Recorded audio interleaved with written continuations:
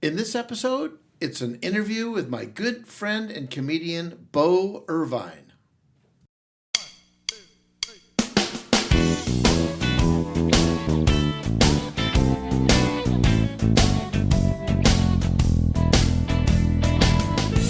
This is the Happy Diabetic Kitchen, the podcast about people who love to eat and cook healthy.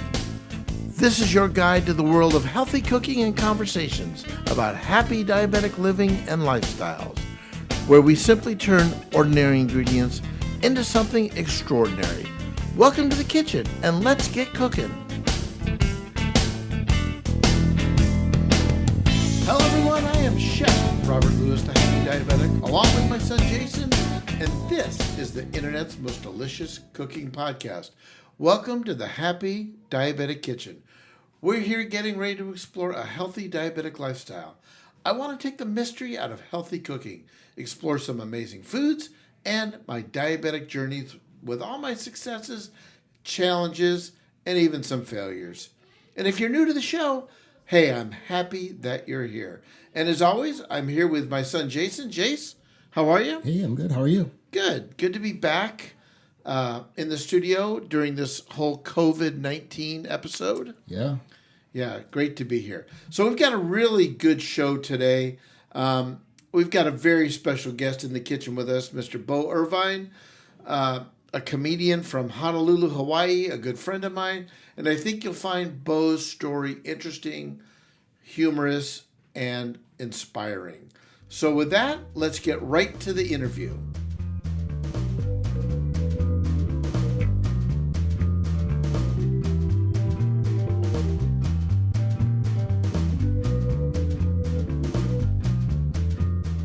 Hello, everyone, and welcome to the Happy Diabetic Kitchen. We have a very special guest with us today, Mr. Bo Irvine, comedian extraordinaire. So Bo has been entertaining audiences for over 20 years in Hawaii and the U.S.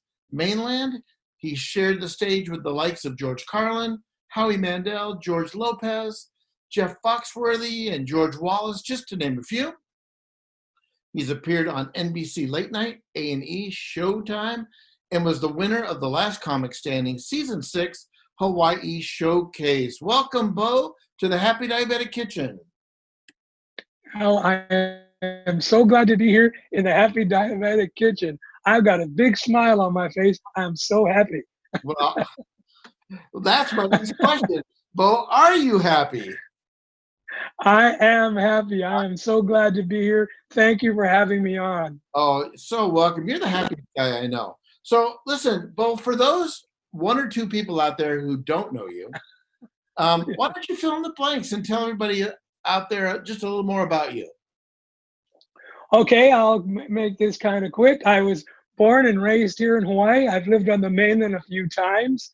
I went to high school here, graduated from high school, went to college. Was a lifeguard for a few years out on the North Shore of Oahu, if you're familiar. Mhm.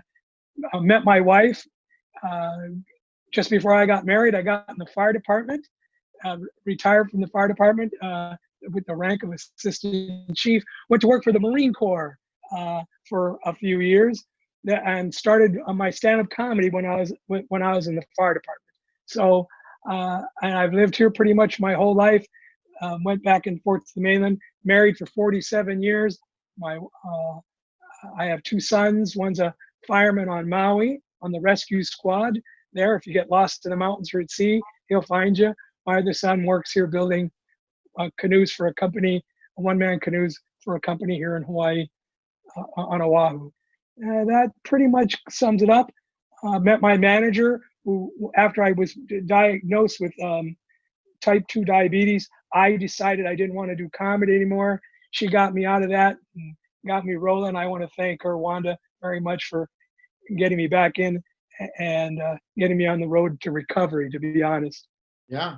So, Bo, what got you started? I mean, what do? You wake up one day and you say, or someone tells you that, hey, you're pretty funny. How do you get started to be a stand-up comic? Well, I was in fire prevention for about a week. Feels like a week, about a year, and I would go out and do lectures. for the community, big events, different things, and I would use humor to get because especially when when it's something the employees have to go to, they're not happy, Right. and some kind of a safety program, and you got to teach them how to use a fire extinguisher and with smoke detector, stop, drop, and roll. So I would use humor, and I literally this is in the early '80s. I would have people come up to me and go, because stand-up comedy started taking off again in around the early '80s, and people would come up and go, "You should do comedy. You're making us laugh here at 8 o'clock in the morning," you know, before we had our coffee, and we had to come to this class. So one day I decided that there was a comedy club opening here. I went down and auditioned, and he hired me, and the rest is history. So, Honolulu Comedy Club. It was the only club in Hawaii for almost 8 years. wow. So then somewhere along the line, type 2 diabetes entered the picture, and that's kind of become your mission. And I know that you do a lot of speaking all over the planet about diabetes. Um, is that a passion for you? Yes, I don't drink, I don't smoke, I don't do drugs. Well, I do drugs, the type that try to keep me above ground, but that's another story. But no, so my high in life is making people laugh, and my high in life was getting this message out about type 2 diabetes. When I found out lots of my family and friends had diabetes and I didn't know about it, I didn't know how bad it was.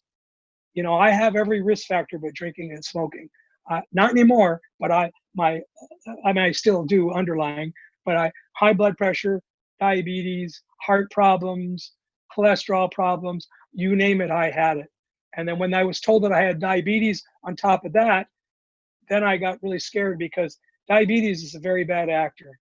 It affects everything. Mm, It literally will kill you. right, right. So, And you start getting rid of, I found out about amputations when I went to classes, and I just decided that this is not really cool. I need to get the word out because a lot of people don't know they have it. They don't even know what causes it. right, They didn't. right. No, you're exactly right. So, Bo, I've known you for a long time, and I know that every time I get together with you when I'm in the islands doing speaking engagements and whatever, whenever we can connect, you are one of the most positive and happy people I know. What's your secret to that? I don't know. I mean, I have just I get depressed like anyone else. um, uh, uh,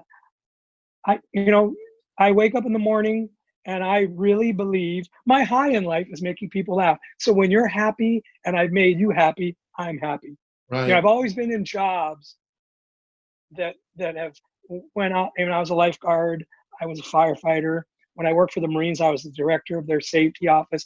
So I've always been in the job of, protecting or telling people, things to do, things that could kill you. And I'm not saying I'm any safer. I've just been lucky. But right, so risk aversion has always been something I've enjoyed talking about and helping people with.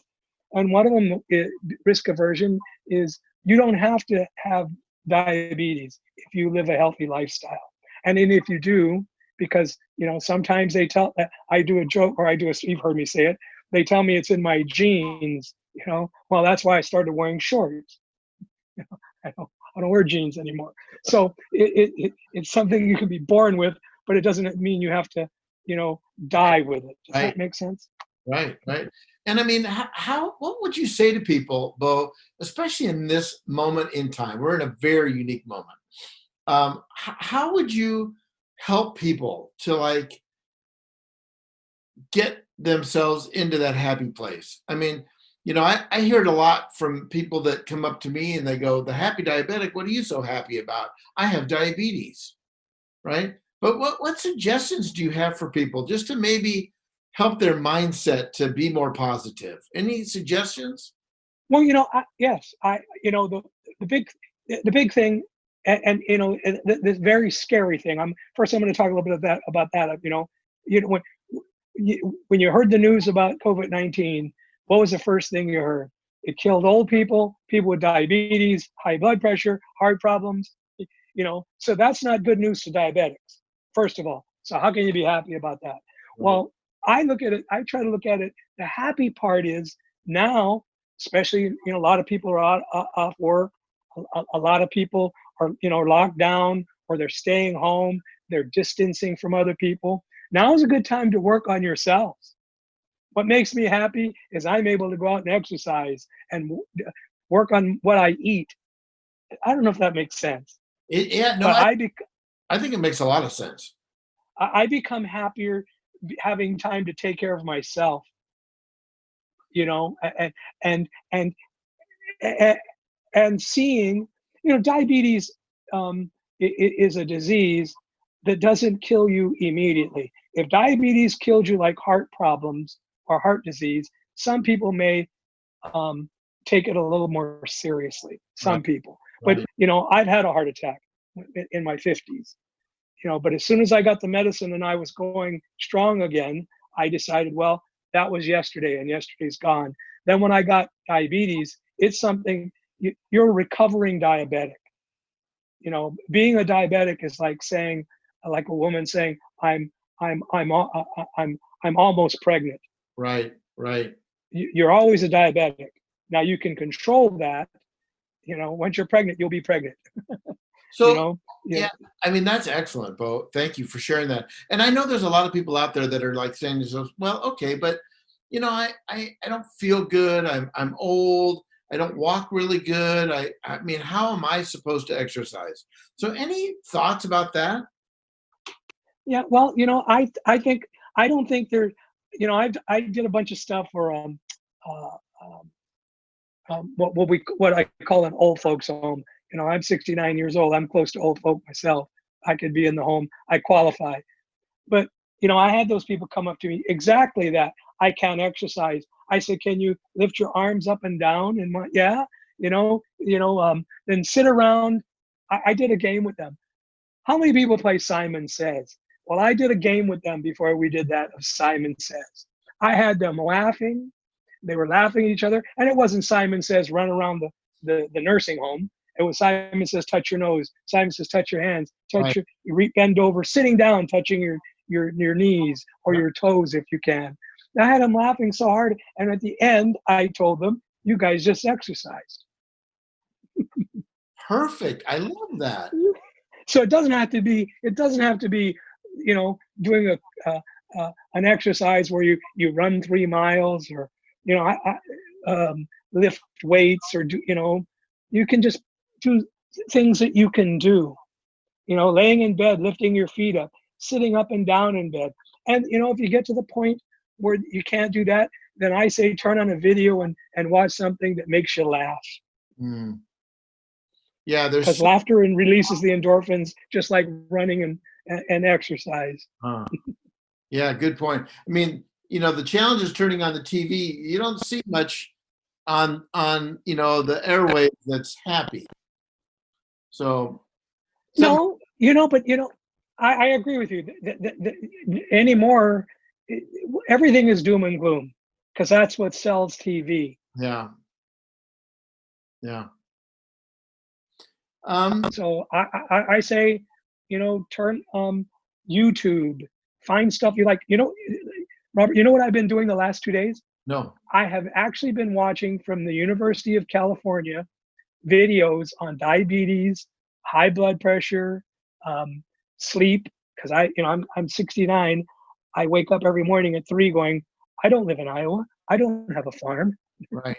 Why am I up? No. I don't have to plow the lower 30. Yeah. So I've been actually re-educating myself on things I didn't think I knew.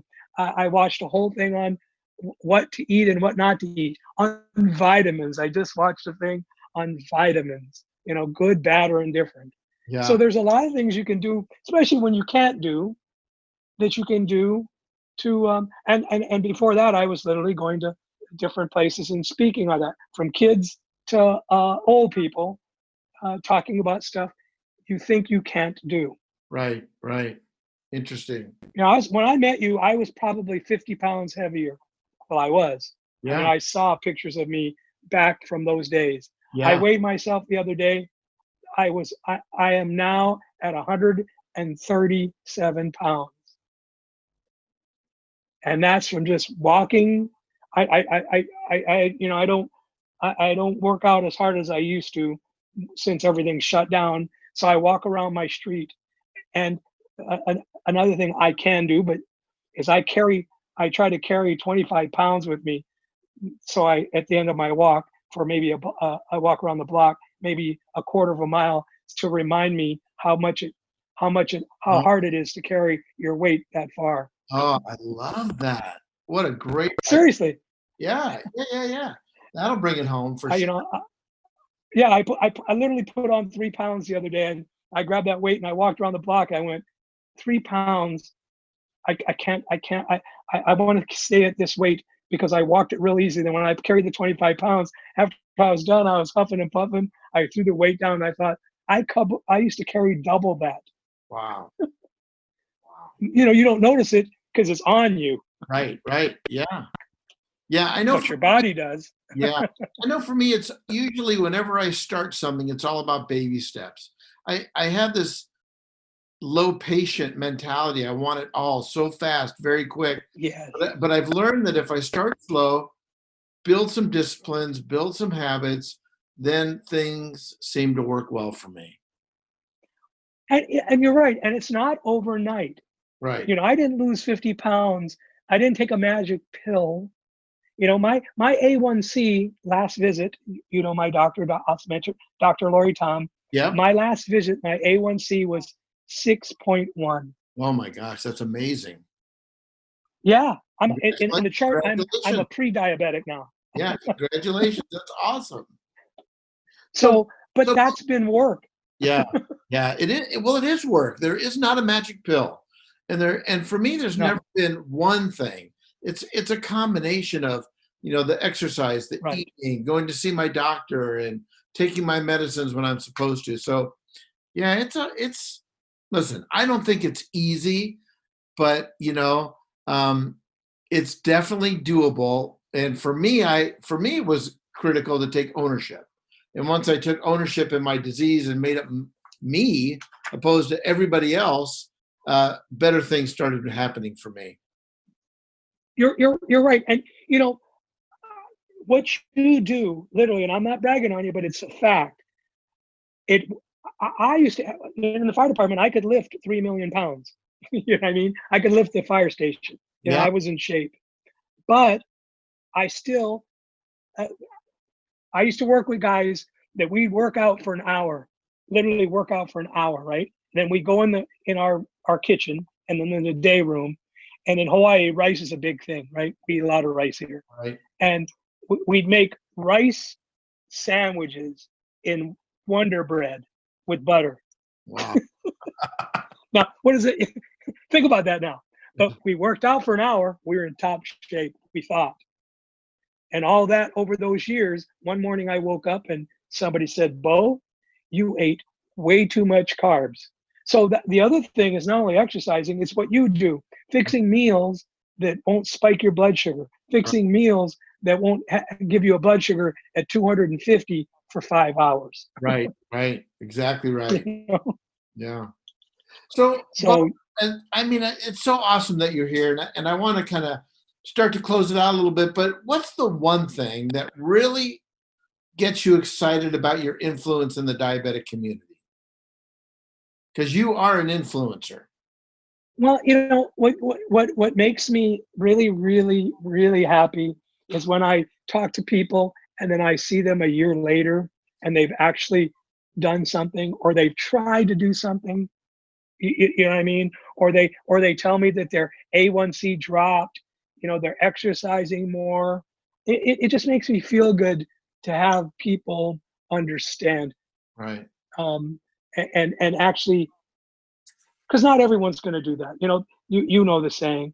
Most doctors say the only reason I don't have them do exercise and eat properly is because they won't. Right. Exactly Right. Right. And it's the ones that take the baby steps that, like you said, and then really try. That makes me happy. Yeah. Well, you're the happiest guy I know, no doubt about that. So, Oh, thank you. You're You are too. So, Bo, you got a microphone here, man. Is there anything you would like to let people know about what you have going on? Or I know you're hoping to get back into the comedy clubs. Any chance of that happening soon? I don't know. We our the hotel that we work at is opening up here on the 16th of June. The bars and restaurants aren't opening. Hawaii has opened the restaurants, but no bars. But they got around that. The bars started selling food. It's another story. Right, right. But yeah, I'm hoping to get back. I'm hoping to continue doing my diabetes talks. I'm just yes, I don't want to retire. I had visions of being the guys that died old. The old comics that died in their 80s and 90s. Yeah. So I'm hoping I'm only 69, so I'm hoping that what bothers me is the COVID-19. If you get sick, people with our disease have chances are not good or not as good as another person. But Right. So my theory there is I'm going to work on my health to keep it as best as I can. So if knock on wood it does happen, or I hope it never does, before they have the vaccine, that I'll be able to recover. Yeah. That sounds odd, but that's my theory. Yeah. Yeah. Well, Bo, it's great having you here. Any last words before we're gonna? Well, we're gonna play a quick game with you. But any last words? I just want to say thank you to everybody out there. Please be happy. If you wake up and things aren't good, go back, lay down, and get up on the other side of the bed. The glass is always half full. I don't care what anybody says. And I always tell my friends, it's all in your mind. Yeah. So just change your mind. Oh, I love that. That's awesome. That's awesome. All right, Bo. Well, thank you very much. When we come back, we're going to put Bo in our rapid fire 411 round. Bo, are you ready to play? Right. I'm ready. All right. I'm up to 1-1s. We'll be back in just 1 second. All right, Bo, that was great, man. Thank you so much. Oh, thank you.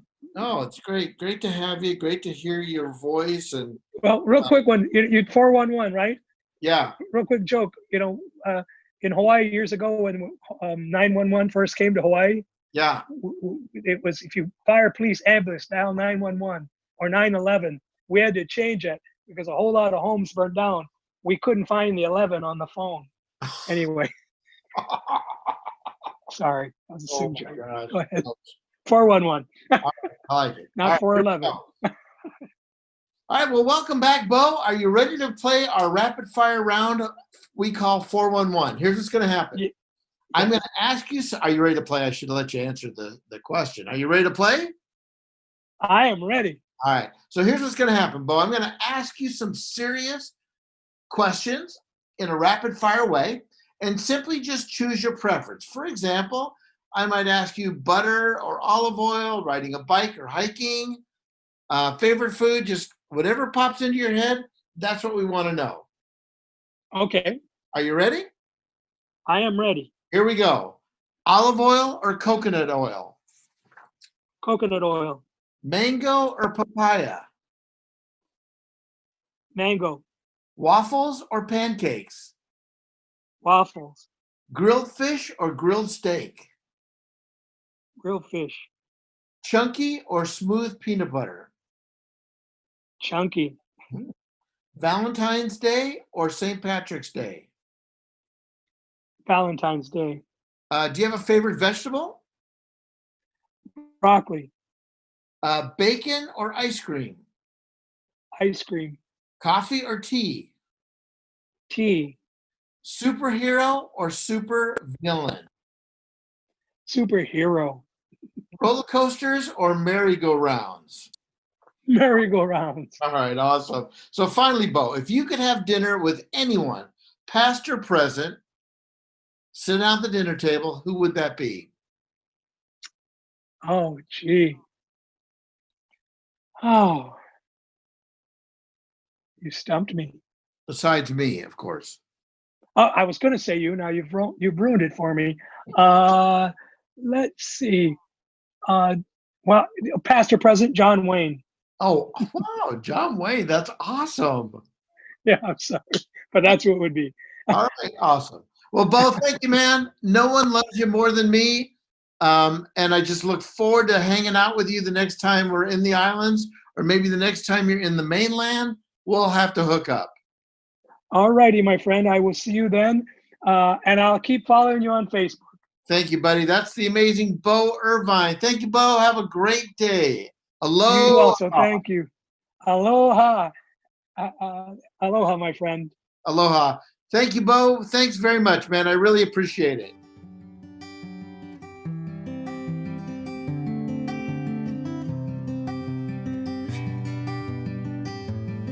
If you're loving what you hear in the kitchen, please leave a comment or feedback at Stitcher, Google Play, or iTunes podcasts, or wherever you're listening. Your thoughts, your comments are very much appreciated. Thank you so much. Our podcast is produced and engineered by Jason Lewis. Our theme music by the Happy Diabetic Kitchen Band and yours truly, Chef Robert on the guitar, and of course, our lovey kitchen mascots, Scout and Tucker. Thanks for tuning in, and let me leave you with this thought of the day. Sophia Loren once said, spaghetti can be eaten most successfully if you inhale it like a vacuum cleaner. So long for now, and remember, no one loves you more than me.